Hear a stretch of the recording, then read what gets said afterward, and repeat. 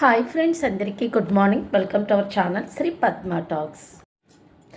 భానుమతి పార్దు రూమ్లో మంచం చుట్టూ పరిగెడుతూ ఉంటారనమాట. అప్పుడు ఆగు బస్సమ్మాయి అని అంటే, నేను ఆగను జీపబ్బాయి, నన్ను మీరు పట్టుకోలేరు, ఎందుకంటే నేను రన్నింగ్ రేస్లో ఫస్ట్ తెలుసా అనేసి పరిగెడుతూ ఉంటుంది. ఈలోపు నువ్వు రన్నింగ్ రేస్లో ఫస్టా, నేను నిన్ను పట్టుకోలేనా, ఇప్పుడు చూద్దామని చెప్పి అక్కడ నీళ్లు చెంబు పట్టుకుని, ఇదిగో బస్సమ్మాయి నీ మీద వేసేస్తాను అంటే, వద్దు వద్దు జీపబ్బాయి వద్దు అంటే, మరే నువ్వు అన్నావు కదా నన్ను పట్టుకోలేవు, నేను రన్నింగ్ రేస్లో ఫస్ట్ అని అన్నావు కదా, నేను నిన్ను పట్టుకుని తీరుతానని చెప్పి నీళ్లు పోసేస్తాడు. అప్పుడు గబగబా ఏంటి జీపబ్బాయి నా మీద నీళ్లు పోసారు, ఇప్పుడు చూడండి మీరు నా చేతులు అయిపోయారని మళ్ళీ పరిగెడుతూ ఉంటారు. జారిపోయి పడిపోతూ ఉంటే పార్దు పట్టుకుంటాడు. పార్దు దగ్గరికి లాగుతాడు. ఇద్దరు కళ్ళల్లో కళ్ళు పట్టుకుని చూసుకుని ఇద్దరు దగ్గరగా ఉంటారనమాట.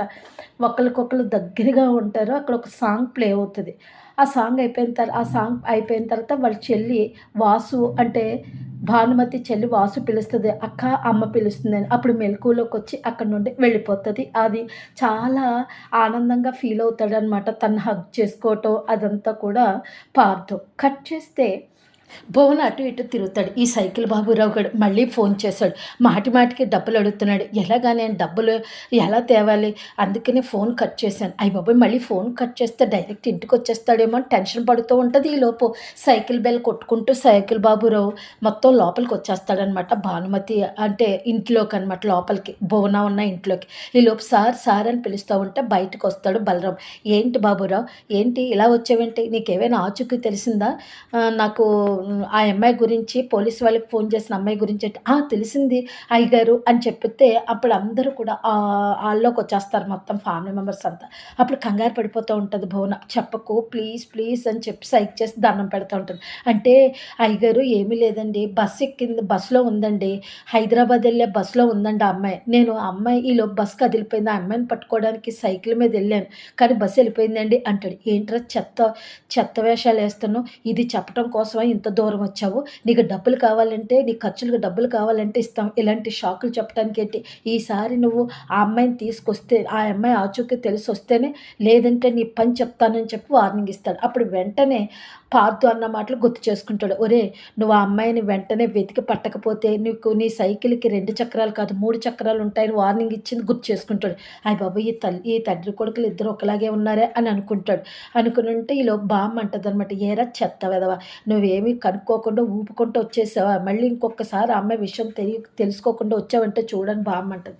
అప్పుడు వెంటనే బలరామల భార్య అంటది, ఎంత తెలివి తక్కువ వాడు నువ్వు, బస్సుకి సైకిల్ పట్టుకుని బస్సుని ఎలా పట్టుకోగలవు అని చెప్పి కేకలు పడుతుంది. సరే వెళ్ళు, ఇంకెక్కడి నుంచి రాకు ఇక్కడికి అని చెప్పేసి అంటాడు బలరాం. అలాగే వెళ్ళండి అని అక్కడ నుండి వెళ్ళిపోతాడు. మళ్ళీ వెనక్కి తిరుగుతాడు.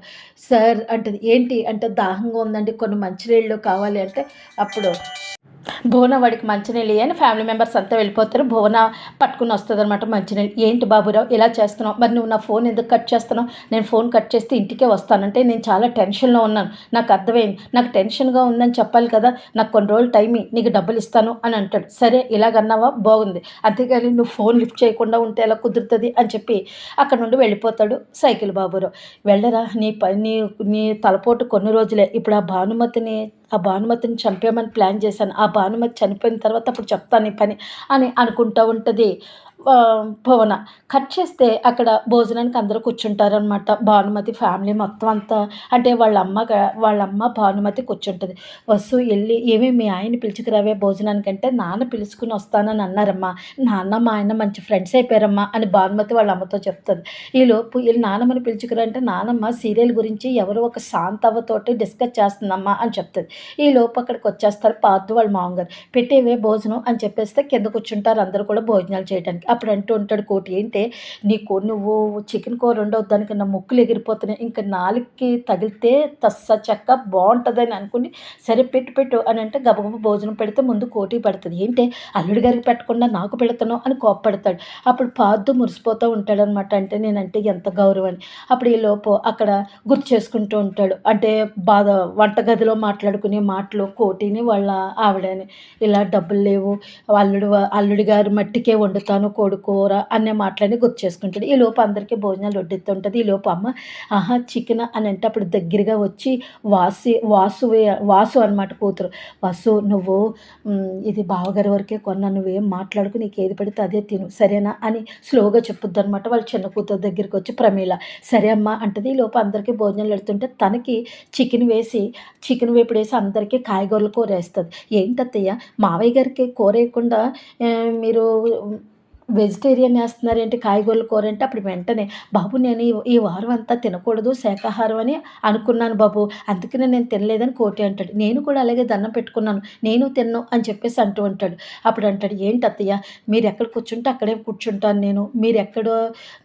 మీరేం తింటే నేను అదే తింటాను. నాకేమో కోడి కూర వండి మీరంతా శాకాహారం చేసుకుంటారేంటి కాయగూరలు అని చెప్పేసి అంటే అందరికీ వడ్డించండి అని అంటే అప్పుడు అందరికీ వడ్డిస్తది. అత్తయ్య మీకుంది కదా అనేసి మళ్ళీ ప్రమీలని అంటాడు. ఉంది బాబు అంటారు. ఆళ్ళందరూ భోజనం చేస్తా ఉంటారు. అమ్మ ఏంటి నాకేయలేదు ఆకు అంటది భానుమతి. నేను తెచ్చుకుంటాను లోపల నుంచి అంటే వద్దు మీ ఆయన నువ్వు కలిసి తింటారు అనే ఉద్దేశంతో ఒకటే వేశాను అని అంటే మొహమొహాలు చూసుకుంటారు భానుమతి పార్థు. ఈలోపు కోటి అంటాడు అవును నేను మీ అత్తను పెళ్లి చేసుకున్నప్పుడు అలాగే మీ అత్తగారు వాళ్ళ ఇంట్లో వాళ్ళు కూడా నాకు ఇలాగే పెట్టారు అని అంటే ఎందుకండి అలా చెప్తారు బాబు ఇబ్బంది పడుతున్నాడు కదా అని అంటే నువ్వు 25 మంది ఉంటుండగా మన ఇద్దరం కలిసి తినలేదా ఇది అంతే అని చెప్తూ ఉంటాడు. ఈలోపు ఏమో సంతోషంతో భోజనము తినిపిస్తూ ఉంటాడు భానుమతికి. భానుమతి ఏమో పార్థుకి తినిపిస్తూ ఉంటారు. అక్కడ చాలా చాలా హ్యాపీగా ఉంటుంది భానుమతి ఫ్యామిలీ. అంతే ఫ్రెండ్స్.